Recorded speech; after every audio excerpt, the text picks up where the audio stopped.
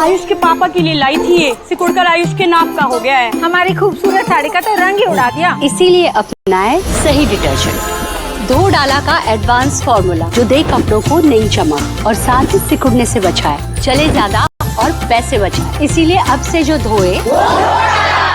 हाल ही में पुतिन ने यह कहा कि वो यूक्रेन युद्ध का समाधान निकालने में भारत और चीन की भूमिका और उनके प्रयासों की प्रशंसा करते हैं। ट्रंप के तेवर इसलिए भी नरम पड़ रहे हैं क्योंकि भारत के साथ पूरी दुनिया खड़ी होती जा रही। भाई को लग गया कि ऐसा ना हो कि नोबेल कहीं मोदी को ना मिल जाए। भारत उस नोबेल के चक्कर में नहीं है भाई ग्लोबल, भारत ग्लोबल की बात कर रहा है, नोबेल की बात नहीं कर रहा है खाली। ट्रंप ने भारत की इकोनॉमी को डेड कहा, भारत पर टैरिफ लगाया, खूब बयानबाजी की।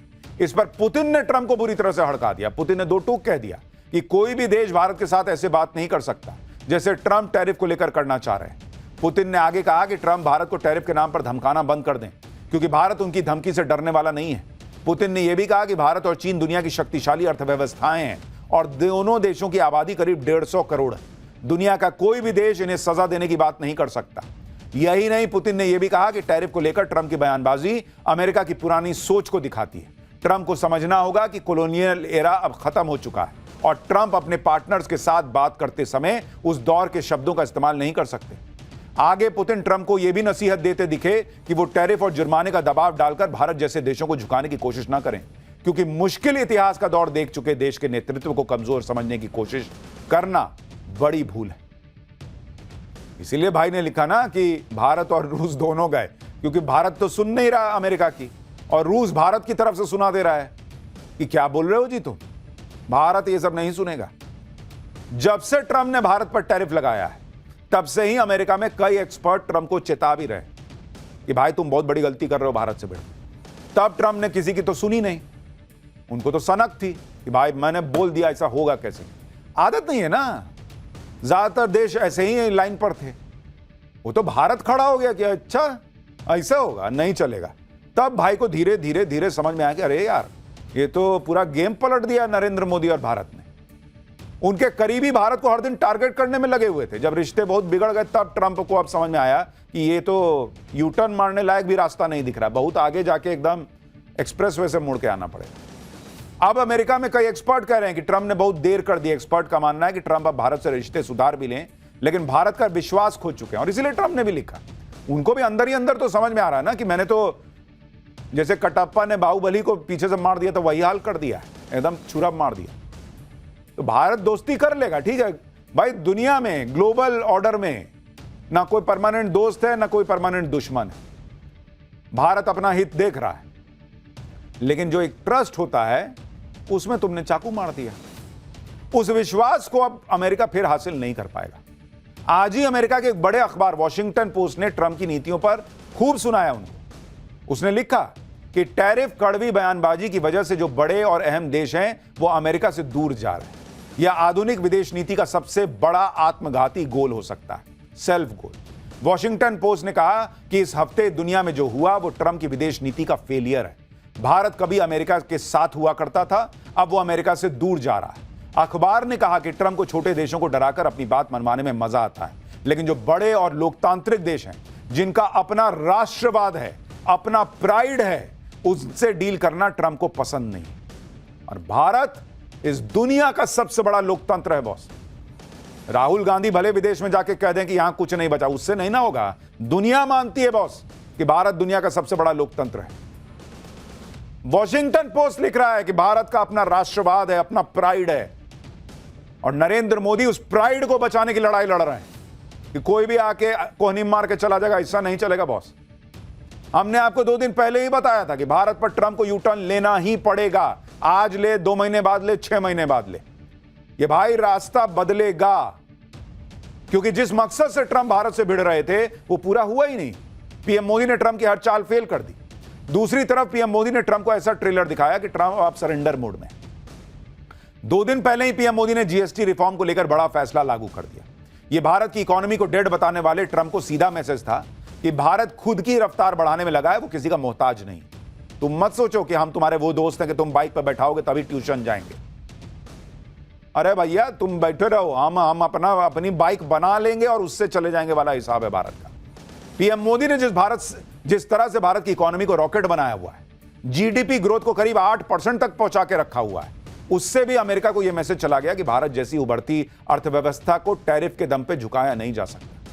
ट्रंप ने भारत पर टैरिफ लगाया तो पीएम मोदी ने साफ मैसेज दे दिया था कि जो नुकसान होगा देख लेंगे बॉस, लेकिन अमेरिका के आगे नहीं झुकेंगे, क्योंकि एक बार झुकिएगा ना तो ये फिर करेगा। और इन लोगों को लगता है कि भारत गुलामी सहा है इतने साल, तो जो बोलेंगे सो करेगा। अरे जाओ, गुलामी सहली अब ना सहते हम। ट्रंप ने भारत पर टैरिफ लगाया तो पीएम मोदी इससे डर नहीं गए, ना पैनिक मोड में आए, बल्कि पीएम मोदी ने भारत के प्रोडक्ट्स के लिए दूसरे बाजार की तलाश तेज कर दी। ट्रंप अंतर्राष्ट्रीय लेवल पर भारत को अलग थलग करने की कोशिश में थे। यूक्रेन युद्ध का दोष भारत पर लगाने लगे, यूरोप को भारत के खिलाफ भड़का रहे थे, लेकिन पीएम मोदी ने पूरा गेम पलट दिया। यूरोप तक भारत के समर्थन में आ गया। मोदी सरकार के मंत्री अलग अलग जगह जाके विदेशी चैनलों पर बैठ के बताने लगे कि ये तो झुट्टा है, ऐसे बोल रहा है, ये देखो ना, खुद नहीं खरीदता है, यूरोप नहीं खरीद रहा है रूस से तेल। पूरा प्रोपेगेंडा इनका उड़ा दिया, धज्जियां उड़ा दी। इतना ही नहीं, भारत को अलग थलग करने में लगे ट्रंप को पीएम मोदी ने क्वाड में अलग थलग कर दिया। जापान और ऑस्ट्रेलिया भी ट्रंप की टैरिफ वॉर के खिलाफ भारत के साथ खड़े दिखने लगे। यानी ट्रंप ने हर तिकड़म करके देख ली, लेकिन वो मोदी को झुका नहीं पाए, भारत को दबा नहीं पाए। जब अमेरिका को यह लग गया कि भाई मोदी के रहते तो भारत का कुछ बिगाड़ना बड़ा मुश्किल है, तो अब ट्रंप जो है वो टोन डाउन हो रहा है। और सिर्फ टोन डाउन नहीं हो रहे हैं, वो दिल जले आशिक टाइप बिहेव कर रहे हैं कि भाई मेरा दोस्त तो चला गया मेरा दोस्त रूस और भारत। ऐसा सुबह 6:30 बजे उठ के लिख रहे हैं। सोचिए, रात में लग रहा है सपने में देखे होंगे यही फोटो। डोनाल्ड ट्रंप के नए बयान पर आज विदेश मंत्रालय से भी सवाल किया गया कि भाई डोनाल्ड ट्रंप तो कह रहे हैं भारत चला गया। विदेश मंत्रालय ने क्या कहा पता है? No comment. और ट्रंप के दर्द पर और नमक छिड़क दिया। सुनिए एक बार। Regarding the post, I have no comments to offer on this post at this point. मधु, ये आपका सवाल भी इस पे था, तो इस पे हमारे पास अभी टिप्पणी करने के लिए कुछ नहीं है। यानी जैसे दोस्ती में नहीं होता है कि आदमी सोचता है कि मैसेज भेजूंगा कुछ तो भाई रिप्लाई लिखेगा, फोन काट दिया। मैसेज में रीड का साइन आ गया, नीला नीला टिक, लेकिन रिप्लाई ये नहीं गया भारत का, नो कमेंट। अब और उछलो। ट्रंप के बयान पर विदेश मंत्रालय ने कोई प्रतिक्रिया ही नहीं दी। कूटनीति की अपनी कुछ मजबूरियां भी हो सकती हैं, लेकिन सोशल मीडिया पर लोग ट्रंप के नए बयान को लेकर बहुत सी बातें कर रहे हैं। कोई कह रहा है कि ट्रंप ने भारत को खो दिया तो क्या हुआ, super power, fastest growing Pakistan तो है ना तुम्हारे साथ। कोई कह रहा है कि ट्रंप ने खुद ही भारत से दुश्मनी ले ली, भारत को दूर कर दिया, भारत को खोने का गम मना रहा है। लोग कह रहे हैं कि ट्रंप ने तो भारत को उसी दिन खो दिया था जब वो व्हाइट हाउस में मुनीर को लंच करवा रहे थे।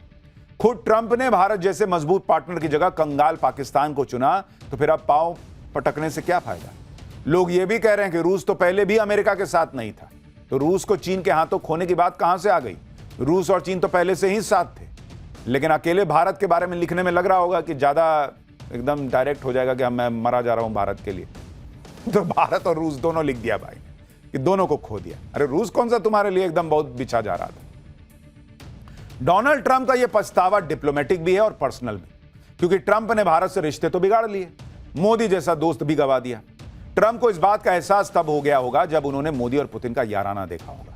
मोदी, पुतिन, जिनपिंग की इस तिकड़ी को बार बार देखकर ट्रंप को यही लग रहा होगा कि इन तस्वीरों में जिनपिंग की जगह वो भी हो सकते थे। इसलिए ट्रंप ऐसा पोस्ट कर रहे हैं जिसमें उनका दर्द दिख रहा है। डोनाल्ड ट्रंप को इस बात की भी पीड़ा हो रही होगी। इधर तो पीएम मोदी जिनपिंग से मिल रहे हैं, पुतिन के साथ कार में घूम रहे हैं, लेकिन ट्रंप का फोन ही नहीं उठा रहे।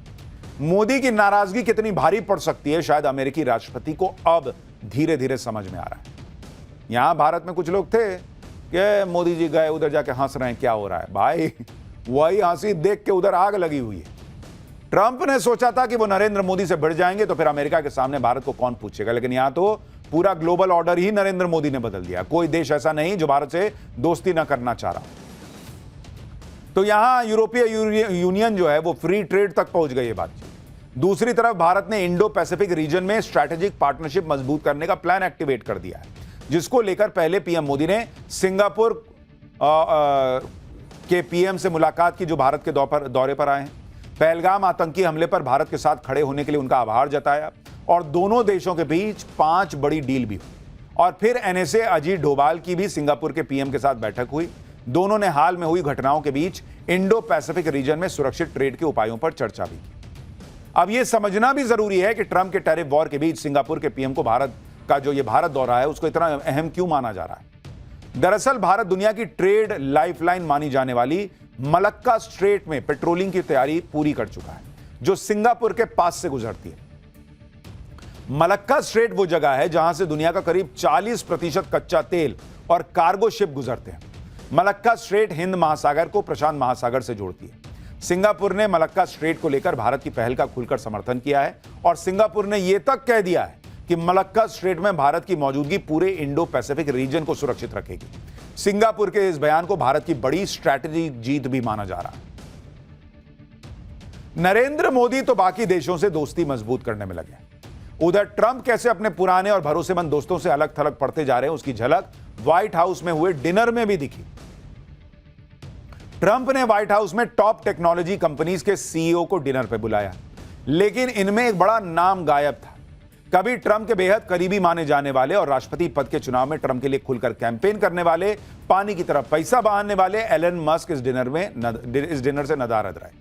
ट्रंप के डिनर में मेटा के मार्क जकरबर्ग, माइक्रोसॉफ्ट के फाउंडर बिल गेट्स और सीईओ सत्या नडेला, एप्पल के टिम कुक और ओपन एआई के सैम ऑल्टमैन जैसे दिग्गज सीईओ शामिल हुए। लेकिन मस्क भाई साहब वहां नहीं गए। मस्क नहीं पहुंचे तो इस पर चर्चा ने जोर पकड़ लिया कि उन्हें ट्रंप ने न्योता ही नहीं दिया क्या, जिसके बाद खुद एलन मस्क ने पहले ही कह दिया था कि उन्हें न्योता मिला है लेकिन वो नहीं जाएंगे, क्योंकि मस्क भी अब शायद समझ चुके हैं कि ट्रंप को दोस्ती नहीं बल्कि अपनी शर्तों पर होने वाली बिजनेस डील के रिलेशन को लेकर ही उनका ध्यान रहता है। टैरिफ वॉर पर अपने ही घर में घिर चुके ट्रंप डिनर में भी यही साबित करने में जुटे रहे कि वो दुनिया के दूसरे देशों से नहीं बल्कि अपने देश की कंपनियों से भी बिजनेस डील करने में जुटे। तो भैया ग्लोबल ऑर्डर तो बदल रहा है, लेकिन भारत इस ग्लोबल ऑर्डर में भी मजबूती से ऊपर जाता दिख रहा है, अपनी शर्तों पर चलता दिख रहा है, प्रगति करता दिख रहा है। लेकिन नरेंद्र मोदी तो रिफॉर्म कर रहे हैं, राहुल गांधी क्या कर रहे हैं? पाठशाला में अगला चैप्टर देखिए विपक्ष का। पीएम मोदी देश में बड़े बड़े रिफॉर्म कर रहे हैं, राहुल गांधी आरक्षण वाला कौन सा नया एटम बम निकाल कर ले आए? ईवीएम के दिन गए क्या? अब बैलेट पेपर से होगा चुनाव। कांग्रेस ने कहां बड़ा उलटफेर कर दिया। अब देश की राजनीति के बारे में आपको बताता हूं। एक तरफ प्रधानमंत्री मोदी देश को बदल डालने वाले धमाके कर रहे हैं, बड़े बड़े रिफॉर्म आगे बढ़ रहे हैं। जीएसटी में जबरदस्त रिफॉर्म हुआ, इकोनॉमी को डबल डोज की पावर दी। उधर इंडी गठबंधन और कांग्रेस है जो वोटर लिस्ट पर उलझा हुआ था, वोट चोरी का एजेंडा चलाने में जुटा हुआ था, ईवीएम बैलेट पेपर की बहस में ही उलझा हुआ है। उधर मोदी नए नए रिफॉर्म कर रहे हैं, इधर कांग्रेस नए नए स्टंट कर रही है। राहुल गांधी अब तक एटम बम की बात कर रहे थे, फिर हाइड्रोजन बम की बात करने लगे, आज वो आरक्षण वाला नया एटम बम निकाल कर ले आए। उधर एक नया स्टंट बैलेट पेपर से चुनाव करवाने का भी कर दिया।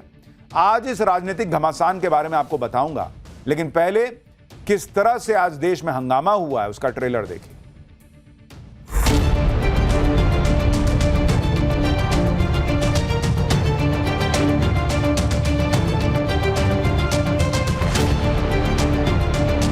अब इस सरकार पे दिन नहीं बचे, दिन गिने जा रहे हैं, उल्टी गिनती शुरू हो चुकी है सरकार की। कोई बिहार से लेकर के आपत्तिजनक करके कोई बात है तो जरूर माफी मांगनी चाहिए।